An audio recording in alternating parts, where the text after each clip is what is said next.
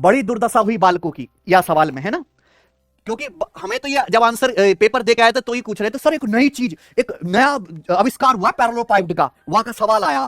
अरे भैया अगर आप सुनते तो आप समझते कि पैरेललोपाइप्ड कोई अला बला सला नहीं है, ये घना भी है। तो एक रेक्टेंगुलर पैरेललोपाइप्ड है, एक घनाभ है, एक डब्बा है।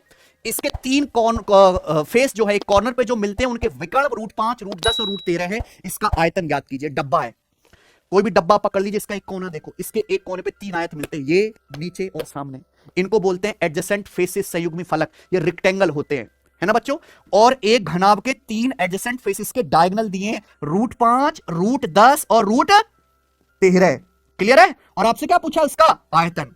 इस सवाल का अगर ऑप्शन देखें तो आयतन तो बड़ा सीधा सा आ रहा है, यानी कि जो इसकी डायमेंशन, लंबाई, चौड़ाई, ऊंचाई होंगी वो बहुत प्यारी सी इंटीजर्स होंगी कि नहीं होंगी, पूर्णांक।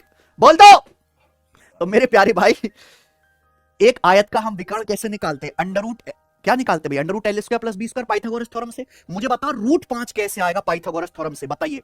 एक ही चीज दिमाग में आती है बच्चों, बताओ गोविंद जी, 1 और 2 क्यों नहीं कर पाए आप, ये 1 और 2, √1 का वर्ग + 2 का वर्ग √5। √10 कैसे आएगा, LB BH HL में 1 कॉमन चलेगा, 1 और 9 10, 1 और 3, तो भाई 13 कैसे आएगा, 4 9 13, 2 और 3, क्या दिख नहीं रहा चाहिए आपको। पाइथागोरस लगा √1² + 2 √5, √1² + 3 √10, √2² + 3 √13। ये ऑब्जर्वेशन का सवाल था, सॉल्व करने वाला सवाल नहीं था। यानी कि घनाभ की जो लंबाई, चौड़ाई, ऊंचाई है वो कितनी है, 1 2 3। तो इसका आयतन कितना आएगा बच्चों, बताओ, 6 सेंटीमीटर के। ये सवाल है, बच्चा कह रहा लेवल बढ़ा